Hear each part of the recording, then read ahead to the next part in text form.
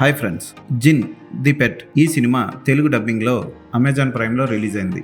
ఈ సినిమా ఎలా ఉందో ఇప్పుడు చూద్దాం. శక్తి మలేషియాలో వర్క్ చేస్తూ అక్కడి నుంచి ఒక యాంటిక్ షాప్ నుండి జిన్ ఉన్న ఒక స్పెషల్ పెట్టిని తీసుకొస్తాడు. జిన్ తన దగ్గరికి వచ్చిన వెంటనే 5 లక్షలు కలిసి వస్తాయి. అలాగే ఓ నర్సుని ప్రేమించి పెళ్లి చేసుకుంటాడు శక్తి. అయితే ఒక రోజున శక్తి భార్యని ఎవరో తల పగలగొట్టి వెళ్ళిపోతారు. ఆమె కోమాలోకి వెళ్ళిపోతుంది.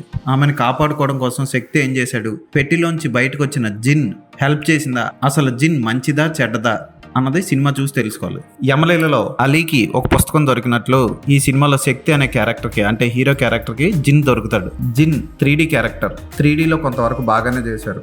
జిన్ క్యారెక్టర్కి ఇచ్చిన వాయిస్ కూడా బాగుంటుంది. జిన్ పాత్ర కూడా మనల్ని బాగా ఆకట్టుకుంటుంది. అయితే జిన్కి ఒక పెద్ద ఫ్లాష్ బ్యాక్ ఉంటుంది. ఆ ఫ్లాష్ బ్యాక్ లో హీరో హీరోయిన్లు కూడా ఉంటారు, విలన్ తో సహా ఉంటారు. ఈ ఫ్లాష్ బ్యాక్ చెప్తున్నప్పుడు సౌండ్ రికార్డింగ్ అస్సలు బాగలేదు. తెలుగు వెర్షన్ లో సౌండ్ అంతా వోకల్స్ మొత్తం వినపడకుండా బ్యాక్గ్రౌండ్ గుయ్యమంటూ వస్తూ అసలు అక్కడ ఏం జరుగుతుందో అర్థం అవ్వదు మనకు.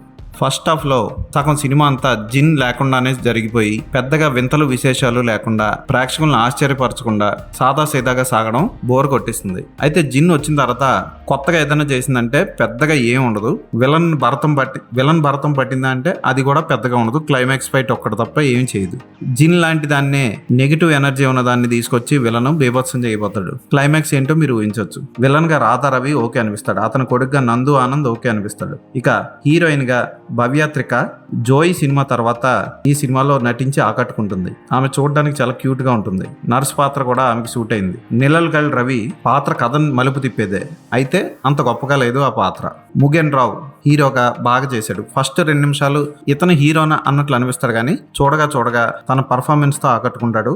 బాగా చేశాడు కూడా. డైలాగ్స్ బాగా చెప్పాడు, కామెడీ బాగా చేశాడు, ఫైట్స్ కూడా బాగా చేశాడు. బాలా శరవణన్ కామెడీ అంతగా నవ్వించలేదు. వినోదని వైద్యనాథన్ అక్క పాత్రలో ఓకే అనిపిస్తుంది. వడివుక్క రసి పాత్ర కూడా చాలా చిన్నది.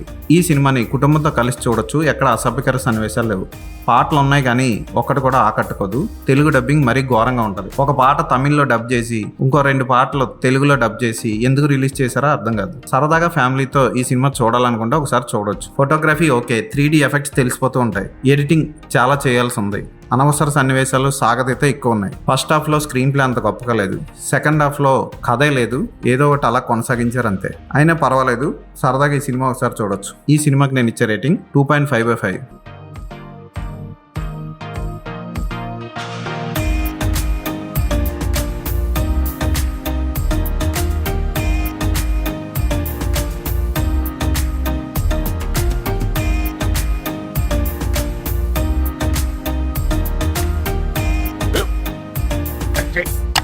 స్కూల్ బెంచ్ లో ఎంత గట్టిగా ఉందరా?